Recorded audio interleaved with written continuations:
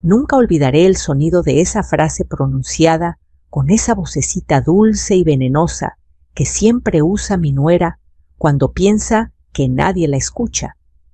Fue como si alguien hubiera metido la mano en mi pecho y apretado mi corazón con todo el desprecio del mundo. Yo estaba ahí parada junto a la puerta de la cocina, con las manos todavía húmedas por haber lavado los platos del desayuno familiar, cuando escuché las palabras que marcarían un antes y un después en mi vida: que mi suegra se quede en el cuartito. Los mejores cuartos para nosotros. Dijo eso riéndose como si no fuera nada, como si fuera la cosa más normal del mundo relegar a una mujer de 68 años, la misma que pagó cada centavo de aquella casa en Puerto Vallarta, al cuarto de servicio, ese huequito sin ventana que hasta el viento evitaba. Y lo peor no fue la frase. No. Lo peor fue la manera en que lo dijo. La forma tan natural de ponerme en el último lugar, como si yo no fuera la madre de su esposo, ni la abuela de sus hijos, ni la mujer que había trabajado toda una vida para que su hijo tuviera las oportunidades que ella misma jamás tuvo. Ahí apretada contra el marco de la puerta, con el olor a café frío todavía en el aire, sentí como algo dentro de mí se quebraba despacito con un ruido que solo yo escuché. Y fue ahí, en ese instante, que supe que lo que iba a pasar después les iba a cambiar la cara a todos. Pero para que entiendan cómo llegué a ese punto, tengo que retroceder unas horas. La mañana había empezado relativamente bien, aunque ya había señales de esas que una mujer mayor capta de inmediato, como un temblorcito en el pecho que te dice: aquí algo no encaja. Llegamos a la casa de vacaciones un día antes. Era una casa hermosa, lo admito. Paredes blancas relucientes, un jardín lleno de bugambilias y un olor a brisa marina que se colaba por cada rincón. Miguel, mi hijo, estaba encantado. Tenía esa sonrisa que no veía desde hacía meses, como si la playa le limpiara las preocupaciones. Mis nietos Valeria y Nico corrían de un lado a otro maravillados con la alberca, con las hamacas, con todo. Y yo me sentía feliz de verlos felices. Ese siempre había sido mi lugar en la familia, disfrutar desde la orilla sin pedir nada. Laura, mi nuera, desde que entramos a la casa, tomó el control como si fuera la administradora del lugar. Caminaba rápido, taconeando sobre el piso brillante, abriendo puertas, inspeccionando los baños, dando órdenes aquí y allá. Miguel, tú sube las maletas. Niños, no toquen todavía la alberca. Suegra, ahorita vemos dónde acomodarla, ¿sí? Esa última frase ya me pinchó un poco el alma, pero me quedé callada. No quería empezar las vacaciones con tensión. Cuando una se hace vieja, aprende a tragar silencios como si fueran pastillas amargas, todo para que los demás no se incomoden. O al menos así me habían enseñado. Cuando Laura empezó a repartir los cuartos, yo todavía tenía esperanza. Les juro que sí. Pensé que por haber pagado la casa completa, por haber sido la que propuso el viaje, por ser la de mayor edad, tal vez me tocaría algo digno. No necesitaba lujo, no, pero sí respeto. Este va a ser el principal, anunció Laura, señalando una habitación enorme con terraza y vista al mar. Aquí se va a quedar mi mamá cuando llegue mañana. Pobrecita, viene tan cansada del viaje. Mi corazón dio un pequeño saltito, pero me dije: está bien, Rosa, ella también es mamá, también merece descanso. Este de acá, continuó Laura, será para Miguel y para mí. Tiene baño privado y la terraza que da a la alberca. Asentí. No iba a discutir eso tampoco. Es normal que los matrimonios tengan su espacio. Los niños se quedan en este cuarto. Y pues, abrió la última puerta, queda el cuartito. Ahí estaba un huequito con una cama individual viejita, una ventana diminuta que no abría y una repisa rota. Olía a humedad y a jabón barato. Suegra, si quiere, aquí puede estar usted mientras vemos qué hacemos. ¿Sí? Dijo Laura, como si fuera un favor que me hacía. Mientras tanto, Miguel entró, vio el espacio y frunció un poco el ceño, como si quisiera decir algo. Pero Laura lo cortó con un beso en la mejilla, y un luego arreglamos todo amor. Me quedé con el cuartito. Me senté al borde de la cama y respiré hondo. No lloré, aunque sentí el nudo ahí trepándose por la garganta. Miré mis manos arrugadas, marcadas por toda una vida de trabajo, de amor, de sacrificio. No pasa nada, Rosa, me dije. Mientras tus nietos estén felices, vale la pena. Pero uno siempre sabe cuando algo se siente mal. Una madre intuye cuando ya no la quieren cerca. Por la noche preparé la cena mientras ellos se tomaban fotos para subir a redes. Familia perfecta en vacaciones, así lo puso Laura en su Instagram. Yo aparecía al fondo de espaldas sirviendo arroz. Ni me etiquetaron. Cuando todos se fueron a la terraza a brindar con vino blanco, yo me quedé lavando los trastes. Era mi manera de evitar incomodar. Pero justo ahí, cuando regresé por un trapo para secarme las manos, escuché la voz de Laura desde la sala, hablando por teléfono. No sé si con una amiga, con su madre o con quién, pero su tono era claro, arrogante, como el de alguien que cree que el mundo le pertenece. Sí, mamá, ya acomodé todo, decía.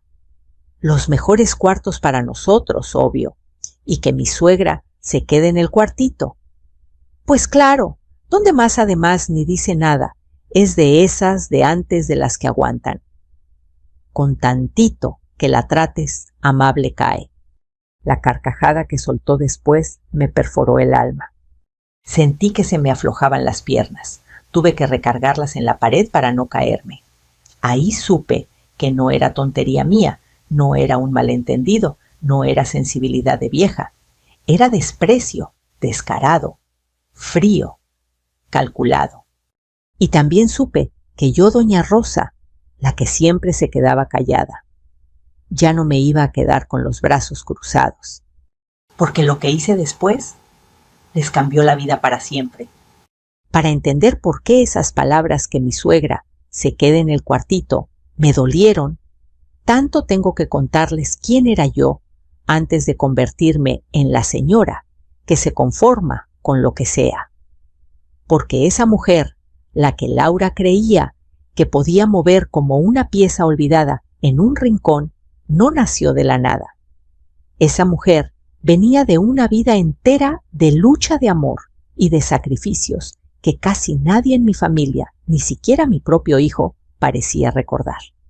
Yo me llamo Rosa Martínez, nací en un barrio humilde de Iztapalapa, donde las calles olían a tortillas recién hechas por la mañana y a humo de carbón por la tarde.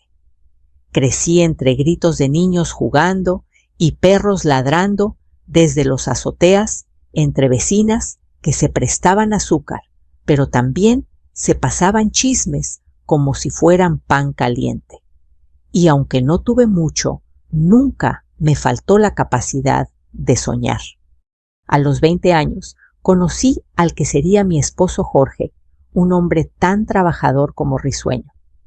Tenía esa manera de mirar la vida con esperanza, incluso cuando no teníamos más que frijoles y arroz para cenar. Nos casamos en la iglesia del barrio, con flores de papel y música de un vecino que sabía tocar el acordeón. No teníamos casi nada, pero teníamos planes. Muchos. Cuando quedé embarazada de Miguel, nuestro único hijo, parecía que todo se acomodaba poquito a poquito. Jorge había conseguido un mejor trabajo en una ruta de autobús y yo hacía costuras para las vecinas. Mi pancita crecía entre risas, canciones y la ilusión de una vida familiar tranquila. Pero el destino tiene maneras crueles de enseñarte lo frágil de la vida. A los 24 años, Una llamada en la madrugada lo cambió todo. Jorge había sufrido un accidente en la carretera. Nunca regresó a casa. Me acuerdo perfecto del silencio que dejó su ausencia. Un silencio que no era paz. Era vacío. Era miedo. Era el eco de todas las promesas que jamás se cumplirían. Yo me quedé sola con un bebé recién nacido y una renta que no perdonaba retrasos. Fue ahí donde empezó la parte más dura de mi vida. Para sacar adelante a Miguel, tomé 2 trabajos. 2. En la mañana trabajaba en una fábrica de uniformes donde el calor era tan fuerte que sentías cómo el sudor te corría por la espalda desde las 5 de la mañana. El ruido de las máquinas industriales era tan ensordecedor que por años me quedó un zumbido en el oído derecho. Mis dedos se llenaban de heridas cada semana, pero seguía. Tenía que seguir. En la tarde limpiaba oficinas en el centro. A veces salía a las 11 de la noche cansada, con un olor a desinfectante pegado en la ropa y los pies ardiendo. Recuerdo caminar por las calles oscuras con una bolsa de pan dulce en la mano, porque ese era mi lujo de la semana. Lo que yo quería realmente era un descanso, pero un descanso era un lujo que no me podía permitir. Miguel se quedaba con doña Trini, una vecina buena gente que lo cuidaba como si fuera suyo. Le pagaba con lo que podía, comida a favores, algunas monedas, incluso tamales los fines de semana. Esa mujer, Dios la tenga en gloria, me ayudó más que nadie en ese entonces. Así pasaron los años, entre desvelos, dolores de espalda y una fe tercamente aferrada a la idea de que mi hijo no viviría la misma pobreza que yo. A Miguel le iba bien en la escuela, muy bien. Era aplicado, estudioso, soñador. Recuerdo que una vez, con apenas 5 años, me dijo: «Mamá, yo quiero ser ingeniero, como los que salen en la tele». Ese día tomé su carita entre mis manos y le prometí: «Te lo juro, hijo, vas a estudiar lo que tú quieras, aunque yo tenga que trabajar hasta quedarme sin fuerzas». Y cumplí esa promesa como si fuera un juramento sagrado. Cuando llegó el momento de meterlo a la universidad, las cuentas no daban. No había forma de pagar la inscripción. Tenía 2 opciones: o le decía que no podía estudiar o hacía un sacrificio grande. Y ya se imaginan cuál elegí. Vendí lo poco de valor que tenía mi anillo de matrimonio, unas arracadas de oro que me había dejado mi madre, y una máquina de coser que había sido mi herramienta de trabajo por años. Con eso completé el pago. El día que Miguel se graduó fue uno de los más felices de mi vida. Llevaba un vestido remendado, sí, pero mi corazón brillaba como si fuera de diamantes. Cuando lo vi recibir su diploma, pensé: valió la pena. Cada desvelo, cada lágrima, todo valió la pena. Después, Miguel consiguió un buen trabajo en una empresa de tecnología. Luego se independizó, conoció amigos nuevos, empezó a vestir mejor, a hablar diferente. Y yo me sentí orgullosa. Orgullosa de verlo avanzar, aunque a veces me doliera verlo alejarse un poco de la mujer que lo había criado. Cuando me dijo que quería abrir su propia compañía, yo fui la primera en apoyarlo. Sin dudar, le di lo que tenía ahorrado en toda mi vida, un guardadito de 20 años, algo que para mí era un tesoro, y que él recibió con una mezcla de emoción y culpa. «Mamá, ¿estás segura?», me preguntó. «Claro que sí, hijo. ¿Para qué son los ahorros si no es para ayudarte a volar?». Y voló. Sí que voló. Su pequeña compañía creció. Empezó a ganar bien, a viajar, a comprarse cosas que yo jamás habría imaginado permitirnos. Y sin embargo, yo seguía viviendo en mi casita sencilla, con mis plantas en la entrada, mis fotos viejas colgadas en la pared y mi mecedora de madera. Era suficiente. Yo no necesitaba más. Yo creía que el amor de un hijo Era algo que aunque se estirara, nunca se rompía. Creía eso. Hasta que llegó Laura. Y sin darme cuenta, mi mundo empezó a cambiar. Pero no como yo esperaba. Si me hubieran preguntado hace años qué opinaba de las nueras, habría dicho que son como las lluvias de abril. Unas llegan suavemente, riegan la tierra y hacen florecer los jardines, y otras caen como tormentas que arrancan de raíz todo lo que encuentran a su paso.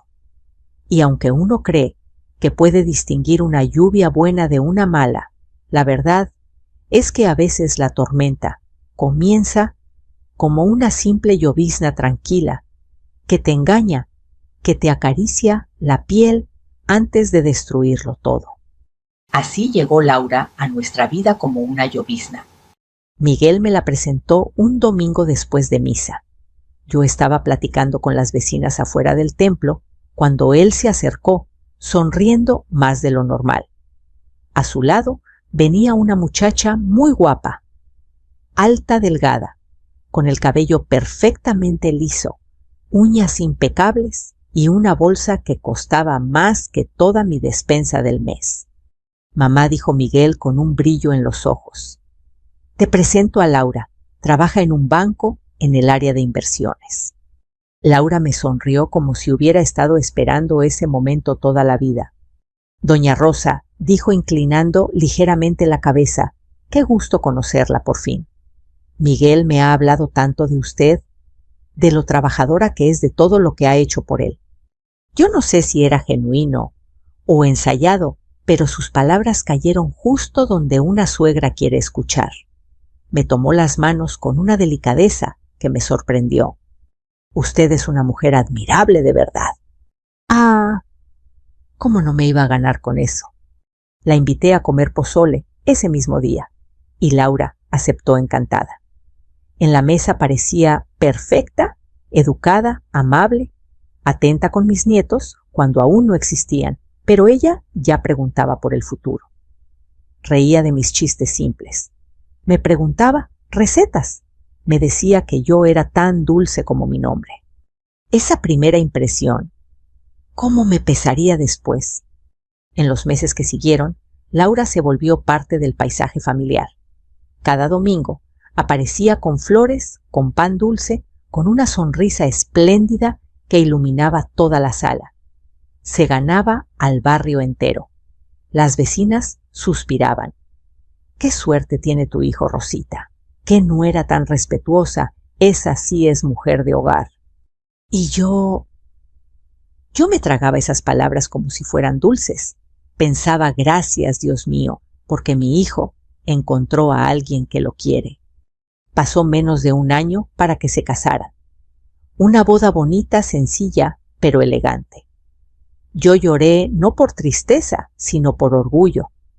Ese día, cuando los vi bailar su primer vals, pensé que por fin Miguel tendría una compañera que lo cuidara como Jorge hubiera querido.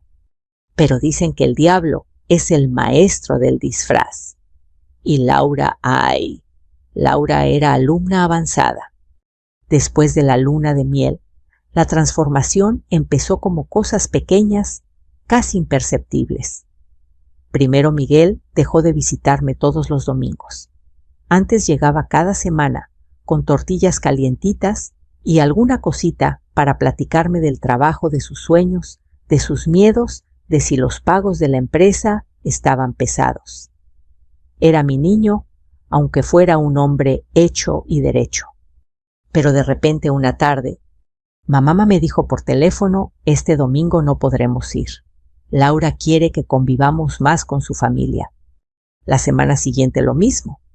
Y la siguiente. Hasta que se volvió lo normal. Es que su mamá se siente sola, me explicó él una vez. Y Laura dice que es bueno que convivamos más seguido. Yo pensé, está bien, Rosa. No seas egoísta. Él tiene su vida. Porque eso hacemos. Las madres siempre nos ponemos al final de la fila. Luego vinieron los cambios en la casa de Miguel.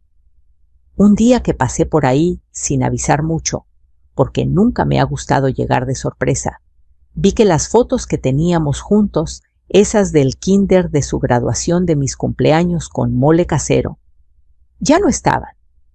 En su lugar, había cuadros minimalistas, frases en inglés de esas que ves en las oficinas modernas y fotos de Laura en la playa.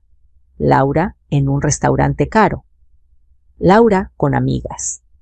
Pensé que las habría guardado para que no se llenaran de polvo. No quería asumir lo peor. Hasta que un día Laura misma me dio la pista. Ay, doña Rosa, me dijo con una risita suave. Quité unas fotitos para que la casa se viera menos cargada. Ya sabe, más moderna, más luminosa. Pero no se preocupe, las guardé bien. Ese bien sonó como en algún cajón donde no estorben. Otra señal fue cuando reorganizó la cocina a su gusto. Movió mis especias, tiró un juego de recipientes que Miguel me había regalado y dejó solo lo que ella consideraba útil. Y siempre decía lo mismo. Es que Miguel es muy distraído, suegra. Necesita orden. Pero yo sabía leer entre líneas. La que sobraba ahí era yo. La gota que derramó el vaso ocurrió en mi cumpleaños número 66. Yo había preparado todo, hice enchiladas, mole, arroz rojo flan. Pasé el día entero en la cocina, con el corazón acelerado, como el de una muchacha esperando a su primer novio. Hasta me puse una blusa nueva que había comprado en el mercado. Las 7 de la noche, las 8, las 9. Ellos no llegaban. A las 9:30 Miguel me llamó. Perdón, mamá. Laura organizó una comida con su familia y se hizo tarde. Me quedé viendo el pastel que yo misma había decorado con una velita solitaria clavada al centro. Lo comí sola, sin música, sin abrazos, sin nadie. Cuando finalmente vinieron, al día siguiente, Laura me dio un regalito pequeño, una bufanda que aún tenía la etiqueta de descuento. ¡Ay, suegra! No me gusta llegar con las manos vacías, dijo con esa sonrisa que ya empezaba a tensarme la nuca. Yo solo asentí. Ni siquiera pregunté por qué no habían venido. A esa edad, una aprende que a veces es mejor quedarse callada para no pasar por intensa. Pero en mi interior algo se apagó muy despacito. Entonces, meses después, cuando Laura me llamó dulcemente para invitarme a unas vacaciones familiares en la playa, yo me ilusioné. Pensé que quizá quería acercarse, que tal vez había entendido que la familia se cuida, que las ofensas se pueden perdonar cuando hay voluntad. No sabía que detrás de esa invitación había algo más. No sabía que ella ya tenía planes para mí. Planes que incluían ese cuartito. Planes que incluían sacarme de en medio. Cuando Laura me llamó, con esa voz dulce que usa para envolver a la gente, yo realmente creí que quería reparar las cosas. Me dijo que las vacaciones serían una oportunidad para convivir, para sanar, para ser una familia de verdad. Y yo, como tantas madres mexicanas, que siempre quieren creer lo mejor, bajé la guardia. Suegra, usted merece un descanso. Ya trabajó demasiado toda su vida, me dijo por teléfono. Piense en el mar, en la brisa, en los niños felices. ¿A poco no se le antoja? Sí se me antojaba. No voy a mentir. Y cuando mencionó que había encontrado una casa hermosa en Puerto Vallarta, grande, con alberca y vista al mar, algo dentro de mí volvió a brillar como cuando Miguel era niño. Pero claro, nada es gratis. El problema es que está un poquito cara, dijo Laura, modulando la voz como quien deja caer la información sin parecer que la está pidiendo. Son como 35,000 pesos por la semana. Yo inmediatamente pensé en mis ahorros, el dinero que tenía guardado para emergencias, para la vejez, para no depender de nadie. Y sin pensarlo mucho, dije, yo la pago, mija. Considera que es mi regalo para todos. Hubo un segundo de silencio, apenas uno, pero suficiente para saber que eso era exactamente lo que quería escuchar. De verdad, suegra. Ay, no sé. Bueno, si usted insiste. Qué detalle tan bonito. Va a ser una semana inolvidable. En ese momento no supe cuán literal sería lo de inolvidable. Llegamos a la casa un viernes por la tarde. El taxi nos dejó frente a un portón blanco altísimo, detrás del cual se veía una bugambilia tan grande que parecía una cascada de flores moradas cayendo desde el cielo. La casa era enorme, de 2 pisos, con ventanales que dejaban pasar la luz dorada del atardecer. El olor a mar mezclado con el aroma de las plantas tropicales me hizo cerrar los ojos un segundo. Me sentí feliz, verdaderamente feliz. Los niños corrieron directo a la alberca gritando de emoción. Miguel ayudaba al chofer con las maletas. Y Laura. Laura caminaba por la casa como si fuera la dueña, inspeccionando cada rincón, empujando puertas, abriendo cajones, como quien evalúa su nuevo territorio. ¡Ay, está preciosa!, decía, justo como la imaginaba. Pasó una mano por la barandilla de madera, luego por la mesa del comedor, como si estuviera revisando la textura. Yo solo observaba, intentando no ver señales donde quizá no las había. A ver, suegra, dijo de pronto, vamos a repartir los cuartos para que todos estemos cómodos. Y ahí empezó la cosa. Abrió la puerta del cuarto principal, una habitación inmensa con cama king size, un ventanal enorme y una terraza que daba al mar. Tenía un baño tan grande que parecía un spa. Yo misma dije, ¡qué bonito cuarto! Pero Laura respondió, sí, ¿verdad? Justo el espacio que mi mamá necesita. Pobrecita, viene tan cansada del viaje. Además, con su problema de la columna, este colchón le va a caer perfecto. Mi mamá. ¿Su mamá? La mujer que ni siquiera había llegado aún. Yo tragué saliva y sonreí. Claro, está bien, respondí, aunque mi corazón ya empezaba a resentir algo. Luego abrió otro cuarto, también grande, con una cama matrimonial, balcón y baño privado. Este será para nosotros, anunció Laura, entrelazando el brazo con el de Miguel. ¿Verdad, amor? Miguel solo asintió. Después mostró el cuarto para los niños, pequeño pero agradable, con literas y una ventana que dejaba pasar mucha luz. Y finalmente quedaban 2 puertas. La primera se veía bastante normal, una habitación pequeña, con una cama individual, un closet viejo y una ventana sin vista. La otra era el famoso cuartito, literalmente pegado al área de lavado sin ventilación, con un colchón doblado sobre una estructura metálica. Olía a jabón húmedo y a encierro. Aquí está el cuartito, dijo Laura, con una sonrisa que me sonó a clavo en el pecho. Este espacio es más fresquito, suegra, y está en la planta baja, para que no tenga que subir escaleras. Miguel abrió la boca como si fuera a intervenir, pero Laura le dio un codazo sutil. Amor, ¿puedes ayudar a los niños? Se están peleando por la litera de arriba.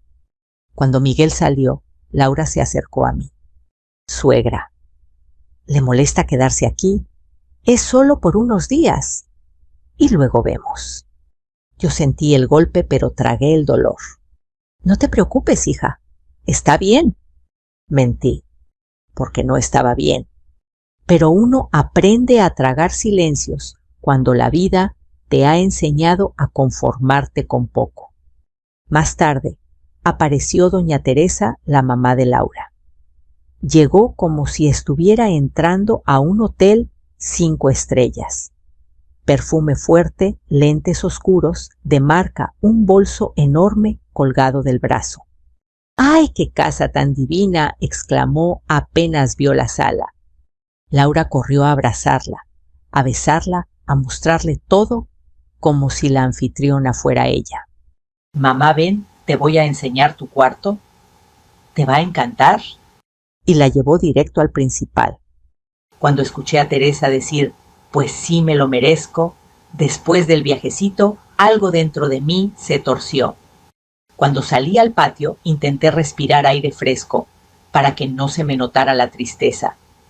Ese es otro talento de las madres, saber llorar hacia adentro para que los demás no se den cuenta.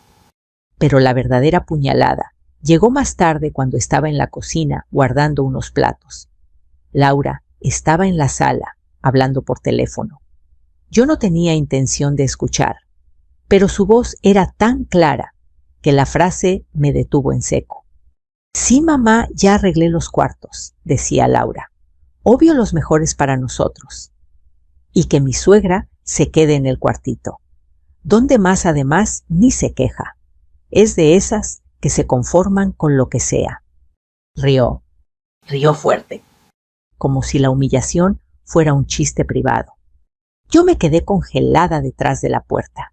Ese momento fue como una fotografía que jamás se borra de la memoria, yo de pie, con un plato aún mojado en la mano, escuchando cómo me relegaban como si fuera un mueble viejo. Y en ese instante, por primera vez en muchos años, sentí rabia. No enojo, no tristeza, rabia.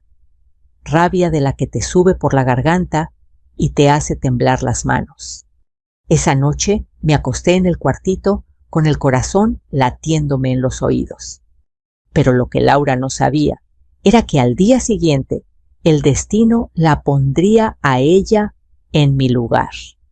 Porque esa mañana cometió un error que le costaría caro. Muy caro.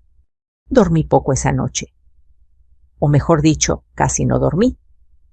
El cuartito era sofocante. Las paredes parecían acercarse a mí con cada minuto que pasaba, como si quisieran aplastarme. El ventilador apenas movía el aire caliente y el colchón tenía un hundimiento justo en medio que me hacía sentir como si me tragara un hoyo invisible. Pero más que nada, lo que no me dejó dormir fueron las palabras de Laura repitiéndose en mi cabeza una y otra vez. Que mi suegra se quede en el cuartito. Es de esas que se conforman con lo que sea. Los mejores cuartos para nosotros. Cada frase era como una astilla que se clavaba más profundo.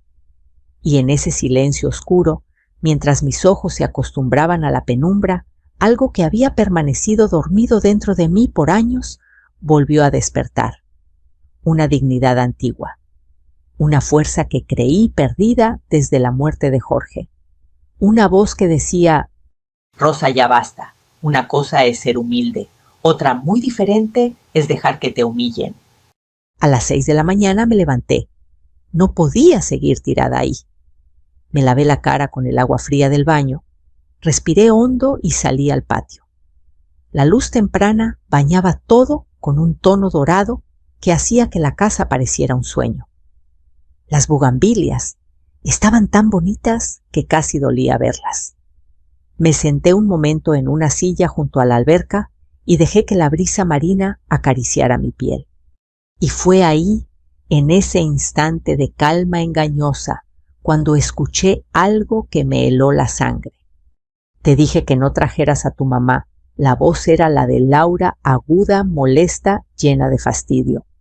Laura, por favor, respondió Miguel, con ese tono cansado que yo conocía desde niño, el tono que usaba cuando alguien lo hacía sentir menos.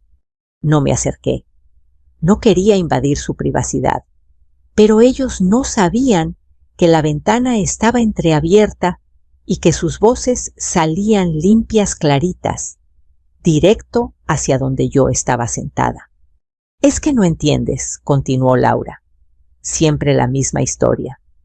Tu mamá te manipula con su carita triste y tú caes, siempre caes.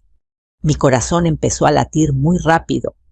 Mi mamá no manipula a nadie, respondió Miguel con firmeza. Ella solo quiere convivir, es normal. ¿Normal? Ay, por favor, bufó Laura. Rosa vive para hacerse la víctima. Y tú... Tú sigues creyendo que es una santa, pero no lo es. Es una mujer controladora que quiere meterse en todo. ¿No viste cómo se siente dueña solo porque pagó la casa? Sentí como si alguien me hubiera abofeteado. Yo controladora.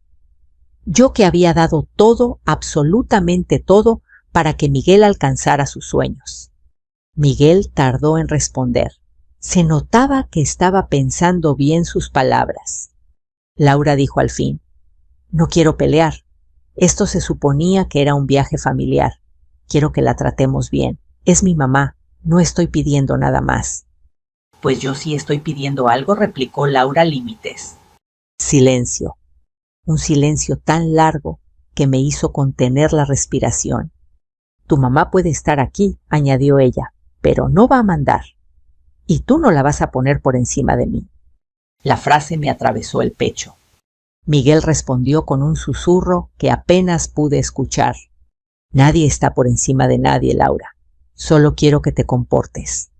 Ella soltó una risa fría, una que jamás le había escuchado antes. Yo me comporto. La que no sabe comportarse es ella. Reclamó anoche el cuartos. Me llevé la mano al pecho. Jamás reclamé.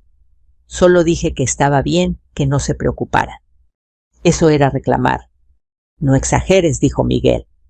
Sí lo hizo, insistió Laura. Y te apuesto que hoy se va a hacer la indignada como siempre. Miguel respiró hondo. Laura, ya basta. Ella bufó molesta, y ahí terminó la conversación, porque escuché que la puerta del cuarto se cerraba de golpe. Yo había permanecido inmóvil todo ese tiempo, con los dedos entumidos alrededor del borde de la silla. Sentí una mezcla de rabia, tristeza y, por primera vez en mucho tiempo, una claridad absoluta. Mi hijo estaba atrapado. Ella lo manipulaba, lo controlaba, lo hacía sentir culpable, y él, por amor o miedo, se dejaba llevar. Pero ese día algo más pasó. Algo que cambió todo. Después del desayuno, al que Laura llegó con una sonrisa falsa y con comentarios pasivo-agresivos cada vez que podía, decidimos ir a la playa. Los niños estaban emocionados, Miguel también. Yo intenté poner de mi parte, aunque la tensión era tan gruesa que podía cortarse con un cuchillo. Pero antes de salir, Laura subió a su cuarto a buscar protector solar. Y ahí ocurrió el accidente. Yo estaba en el pasillo doblando unas toallas cuando escuché un grito. ¡Ah! Mi bolsa no está. Me asomé. Laura salió del cuarto, hecho un torbellino, el cabello alborotado, la cara roja de rabia. Alguien agarró mi bolsa de marca. Aquí estaba, aquí mismo. Teresa, su mamá, se acercó de inmediato. ¿Cómo que desapareció? ¿Quién entró? Laura me miró a mí, directo, con los ojos entrecerrados. Aquí nadie más entra, dijo ella. Así que alguien la tomó. Miguel levantó las manos sorprendido. ¿Qué estás diciendo que...? No lo dijo. No necesitó decirlo. Todos lo entendimos. Ella insinuaba que yo, la suegra que pagó la casa, la que se quedaba callada, la que jamás había robado ni una cucharita de café en toda su vida. Laura respiró entrecortado, dramaticísima. Si alguien tomó la bolsa, pues que lo diga, no pasa nada, solo quiero mi bolsa. Teresa también me miró, no con maldad, sino con duda, y eso dolió más que el desprecio. Los niños estaban confundidos. Miguel estaba pálido. Yo inhalé profundamente. No tomé nada, Laura, dije con calma. Ni siquiera entré a tu cuarto. Ella chasqueó la lengua. Pues alguien la tomó, y aquí todos saben que yo no soy. Ese fue el momento exacto en el que algo hizo clic dentro de mí. No era solo que me relegara al cuartito. No era solo que hablara mal de mí a mis espaldas. no era solo que manipulaba a mi hijo, era que me estaba acusando. Me quería poner como culpable de algo que ni siquiera existía. Y lo peor, sabía perfectamente lo que estaba haciendo. Fue ahí, justo ahí, cuando me prometí que no volvería a dejar que me pisoteara y que si el destino me daba la oportunidad, le enseñaría una lección que jamás olvidaría. Lo que Laura no sabía es que su bolsa no estaba perdida. no estaba robada. Estaba exactamente donde ella misma la había dejado. Y lo que ocurrió después la dejaría en vergüenza frente a todos, porque ese día finalmente se reveló quién era realmente. ¿Y quién era yo? El ambiente en la sala se puso tan espeso que casi podía respirarse. Laura seguía parada en medio del pasillo, con los brazos cruzados, el mentón levantado y una expresión de indignación que parecía sacada de una telenovela barata. Sus ojos recorrían la habitación como cuchillos buscando un culpable, y cada vez que se detenían en mí. Yo podía sentir cómo la sangre comenzaba a hervirme. A través de los años aprendí a aguantar, a callar, a dejar pasar muchas cosas. Pero una acusación falsa, eso sí que no lo iba a permitir. No cuando jamás he robado ni un peso en mi vida. Laura, dije sin levantar la voz, no tomé tu bolsa. Ni siquiera sé cómo es. Es una bolsa de diseñador, suegra, respondió con una sonrisa torcida. No se confunde fácilmente. Teresa intervino. Hija, revisa bien. Quizá la dejaste en la terraza. A veces te distraes. No, mamá, gritó Laura. Yo sé perfectamente dónde la puse, en mi cama. Y ahora no está. Alguien la tomó. Miguel dio un paso adelante. Laura, estás insinuando algo muy grave. Y no quiero pensar que estás acusando a mi mamá. Ella abrió los ojos como si él la hubiera ofendido. Yo acusarla. Jamás, solo digo que... Pues, aquí todos somos familia, ¿no? Si alguien la movió, que lo diga. Esa frase, que lo diga, era veneno. No estaba preguntando, estaba provocando. Y entonces sucedió algo que nunca había visto en mis 68 años. Los niños, mis nietos, mis tesoros, comenzaron a verse entre ellos con miedo, como si realmente existiera el riesgo de que yo hubiera robado algo. Ese fue el golpe más duro.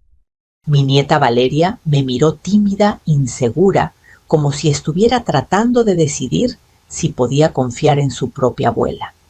El corazón se me rompió en pedacitos. Miguel, al ver eso, explotó. Ya basta, gritó golpeando la mesa. Todos nos quedamos en silencio. Esto no es normal, Laura. No puedes acusar a las personas solo porque sí. Mucho menos a mi mamá. Ella nunca haría algo así. Laura fingió ofenderse. ¿Crees que estoy loca? ¿Crees que inventaría algo así? Miguel respiró profundo, casi temblando de frustración. Creo que estás nerviosa y que no estás pensando con claridad. Ella soltó una risa fría. ¿Nerviosa? Miguel, me costó un dineral esa bolsa y ¿tú crees que esto es un berrinche? No, es una falta de respeto. Y entonces, sin que nadie lo esperara, doña Teresa dijo lo que todos necesitábamos oír. Hija, revisa bien, en serio, con tanto maquillaje protector solar y cosas que traes siempre, quizá la dejaste en otro lado. Laura giró hacia ella como si le hubiera traicionado. Mamá. Pero ya era demasiado tarde. La duda estaba sembrada. Fue entonces cuando yo, en completo silencio, decidí actuar. Me levanté despacio del sillón sin decir ninguna palabra y comencé a caminar hacia la escalera. Miguel me miró preocupado. Mamá, ¿qué haces? Voy a ayudarte, hijo. Si la bolsa desapareció, la encontraremos. No quiero que esta discusión siga. No quiero más tensión. Y subí. Pero en realidad no iba a buscar absolutamente nada. Yo sabía perfectamente dónde estaba la bolsa y sabía quién la había movido. La había visto yo misma sin querer al amanecer. Cuando salí del cuartito para ir al baño, estaba fuera del cuarto principal recargada contra la pared, como si Laura la hubiera dejado en el piso cuando acomodaba sus cosas. Nadie la robó, nadie la movió. Laura simplemente era descuidada y orgullosa. Y por no reconocer su error, prefería insinuar que alguien, especialmente yo, podía ser la culpable.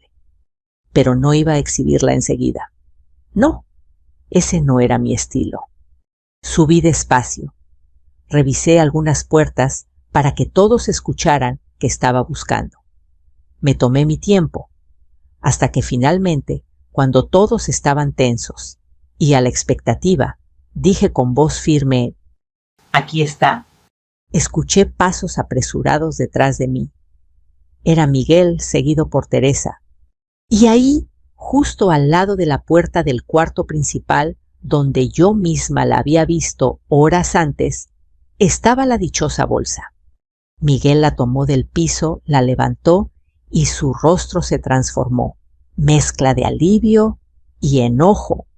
Laura gritó desde el pasillo: «¡Ven acá!».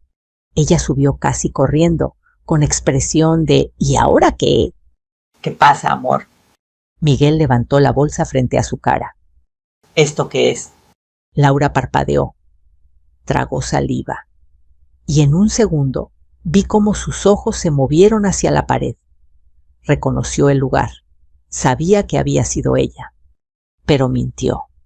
«Ah, yo no sé. Alguien la puso ahí». Miguel cerró los ojos. Se pasó la mano por el cabello. Estaba perdiendo la paciencia. «Laura, por favor. Esto se está volviendo absurdo.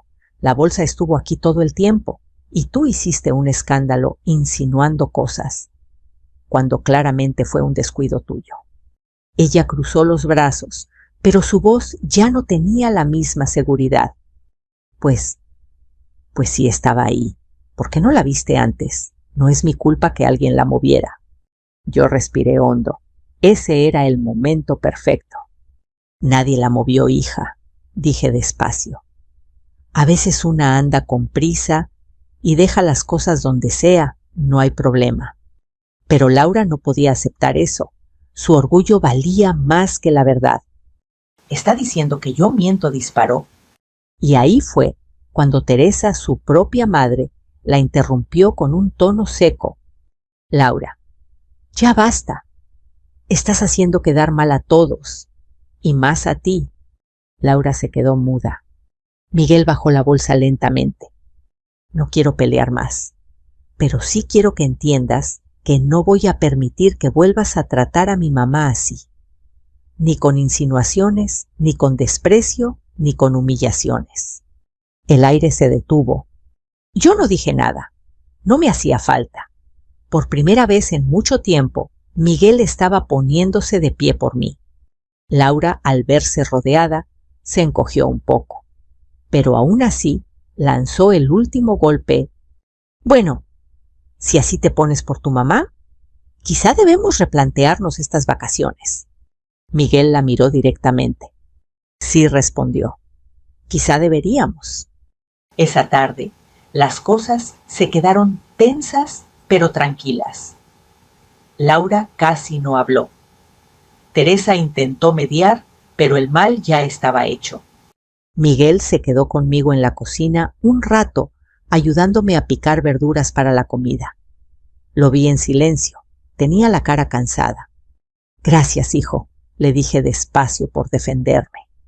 Él dejó el cuchillo, me tomó la mano. «Perdóname, mamá, por no haber visto antes quién es Laura realmente, por haberte dejado en el cuartito, por todo». Yo apreté su mano con lágrimas contenidas. «No te preocupes, mi amor. Lo importante es que ahora ya ves las cosas claras». Pero lo que ninguno de los dos sabía en ese momento era que lo peor estaba por venir. Porque cuando Laura se sintió acorralada, su orgullo herido buscó venganza. Y su siguiente movimiento iba a sacudir toda nuestra familia. La tensión después del incidente de la bolsa se quedó suspendida en el aire como una tormenta que no termina de caer, pero que tampoco se disipa. Cada paso que dábamos dentro de la casa resonaba demasiado fuerte, cada suspiro se sentía como un reclamo silencioso.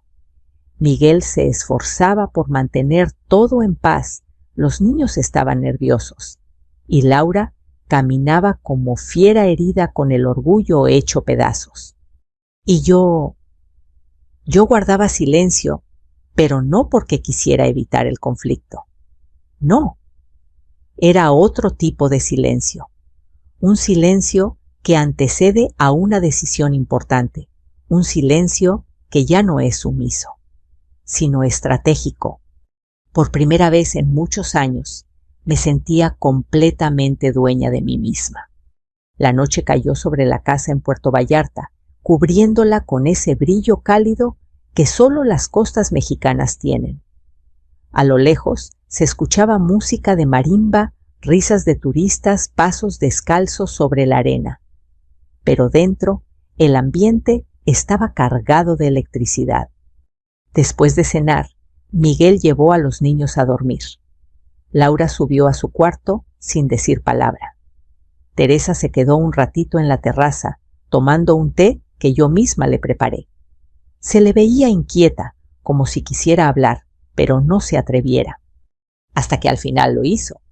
«Doña Rosa», susurró, «mi hija no es mala, solo es complicada». Yo le di un sorbo a mi café antes de contestar. «Entiendo que la quiera», dije con calma. «Pero el amor no justifica la falta de respeto. Nadie merece ser tratado como estorbo, y mucho menos ser acusado injustamente». Teresa bajó la mirada avergonzada. «Tiene razón». Hubo un silencio profundo entre nosotras, un silencio que no dolía, sino que aclaraba. A la mañana siguiente, Laura bajó con una sonrisa que me puso los nervios de punta. Una sonrisa demasiado amplia, demasiado dulce, demasiado falsa. Algo tramaba. «Buenos días a todos», dijo, como si nada hubiera pasado. «Pensé que hoy podríamos repartirnos las actividades. Yo puedo cocinar, Miguel puede llevar a los niños a la playa, y doña Rosa». Se detuvo. Sonrió con la comisura de la boca. «Usted podría, no sé, ordenar un poco el área de lavado. Está desordenada». Fue como si me aventaran agua helada encima. Miguel reaccionó de inmediato. «¿Qué no, Laura? Mi mamá no tiene por qué hacer eso». Ella hizo un gesto inocente. «Ay, amor, solo estoy sugiriendo. Todos debemos colaborar, ¿no? O ella no». La manera en que lo dijo, el tono, la intención. «¿Quería ponerme en mi lugar?» En su lugar, en el cuartito, en el rincón, en la servidumbre, como si yo fuera menos que todos. Pero yo ya no era esa mujer que tragaba humillaciones en silencio. No esta vez. Respiré hondo. Y fue ahí donde tomé la decisión que cambiaría todo. Me paré despacio con la serenidad de quien ya no tiene miedo. «Sabes, Laura», dije con voz suave, «tienes razón». Ella arqueó una ceja sorprendida. «Así», respondió triunfante, en que es momento de que todos colaboremos, pero también es momento de que todos aprendan algo sobre esta casa». Miguel me miró confundido. «¿Mamá?» Yo caminé hacia la mesa y puse mis llaves sobre ella. Las llaves que había llevado conmigo desde el primer día. Las llaves que nadie más había notado. Las llaves que abrían no solo la puerta principal, sino también un candado muy particular. Esta casa, comencé mirando a todos, no solo la pagué yo. Laura frunció el ceño. «¿Perdón?» Yo asentí. Sí, la pagué, en su totalidad, de mis ahorros, de mis sacrificios, de todos los años que trabajé desde la madrugada hasta la noche. Pero no solo eso. Me dirigí hacia un mueble del comedor. Abrí un cajón y saqué un folder que había traído conmigo. Documentos legales. Miguel abrió los ojos como si hubiera visto un fantasma. Mamá, ¿qué es eso? Los papeles de la casa, los recibos, el contrato, todo. Pero hay algo más importante, hijo, la persona que está registrada como titular. Laura tragó saliva. ¿Y quién es? Yo la miré a los ojos. Tú no. El silencio cayó como piedra. Abrí el folder lentamente como si fuera un acto ceremonial. Esta casa la puse a nombre de 2 personas, Miguel y mis nietos. Teresa se cubrió la boca con la mano. Miguel quedó paralizado. Laura palideció, como si hubiera visto su propio funeral. ¿Cómo que? Ellos dijo con la voz quebrada. Pero, yo también soy parte de la familia. Sí, respondí con calma, pero el respeto también es parte de una familia, y tú no lo has tenido. Ella dio un paso hacia mí. Me está amenazando. ¡No! Sonreí suavemente. Solo estoy aclarando. Esta no es tu casa. No puedes decidir quién se queda en el cuartito. No puedes exigirme que limpie. No puedes excluirme. No puedes humillarme. Se quedó muda. Miguel se acercó, puso su mano sobre mi hombro. Mamá, ¿por qué no nos dijo? Yo lo miré con los ojos llenos de lágrimas contenidas. Porque quería que la disfrutaran, que fueran felices, que sintieran que tenían un lugar para descansar. Pero ayer, cuando escuché lo que dijeron, entendí que a veces uno tiene que poner límites para que lo respeten. Laura empezó a llorar, no de tristeza, de rabia. Esto no es justo, gritó. Tú no puedes hacerme esto. Yo soy la esposa de Miguel. Yo respiré hondo.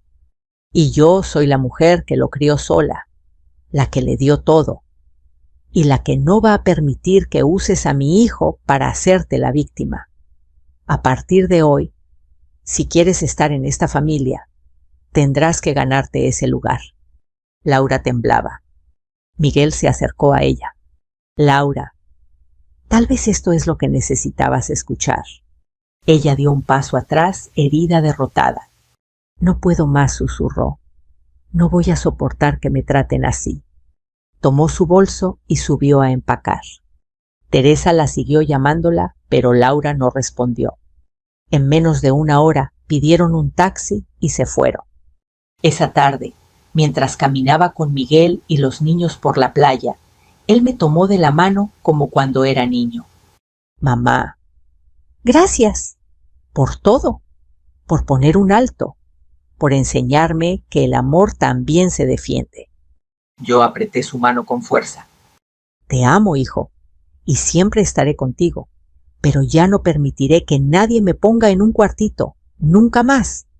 Miré el mar, sentí la brisa, y por primera vez en mucho tiempo no me sentí chiquita, ni estorbando, ni callada.